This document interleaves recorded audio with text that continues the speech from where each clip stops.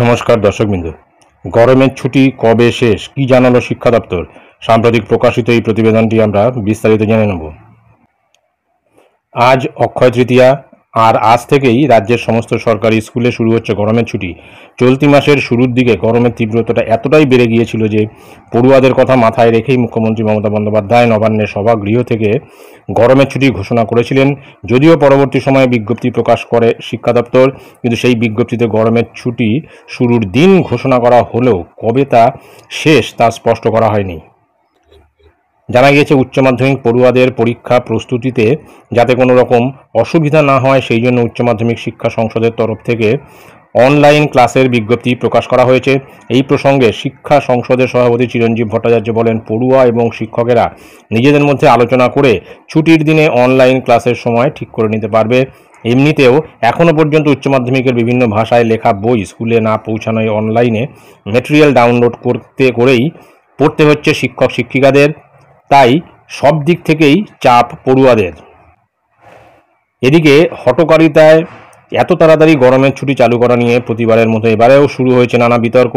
শুধু তাই নয়, অনলাইন ক্লাস নিয়েও শিক্ষক মহলের একাংশ নানা মত প্রেরণ করেছে। বঙ্গীয় শিক্ষক এবং শিক্ষাকর্মী সমিতির সাধারণ সম্পাদক স্বপন মণ্ডল বলেন, উচ্চ মাধ্যমিক শিক্ষা সংসদ নির্দেশ দিলেও ছাত্রছাত্রীরাই অনলাইন ক্লাসে আগ্রহী নয়। বিদ্যালয় কর্তৃপক্ষ অনলাইন ক্লাস করার আগ্রহ দেখালেও খুব কম ছাত্রছাত্রীরাই উপস্থিত থাকে, কিন্তু এখনও পর্যন্ত শিক্ষা সংসদ এই উদ্যোগই রাখতে চাইছে। অন্যদিকে ছুটি নিয়ে শিক্ষামন্ত্রী ব্রাত্য বসু জানিয়েছেন, আবহাওয়ার দিকে নজর রেখেই গরমের ছুটি নির্ভর করবে। সুতরাং বোঝা যাচ্ছে যে গরমের ছুটি শুরু হয়েছে আজ থেকে, এবং কবে এই ছুটি শেষ হয়ে স্কুল খুলবে সেই সংক্রান্ত কোনো বিজ্ঞপ্তি বা নির্দেশিকা কিন্তু এখনও দেওয়া হয়নি সরকারের তরফ থেকে। তবে এই নিয়ে কিন্তু বিতর্ক শুরু হয়েছে। তবে একটা কথা জেনে রাখা দরকার যে ইদানিং যে দু একদিন বৃষ্টি হচ্ছে তাতে কিন্তু কিছু সময় ঠান্ডা ভাবটা থাকলেও কিন্তু সমস্ত দিন কিন্তু সেই ঠান্ডা ভাবটা থাকছে না। আবার রোদ উঠলে কিন্তু সেই তীব্র গরম কিন্তু শুরু হচ্ছে, এবং যেটা ভ্যাপসা গরম তাতে কিন্তু ছাত্রছাত্রীরা ঠিকমতো ক্লাস করতে পারছে না।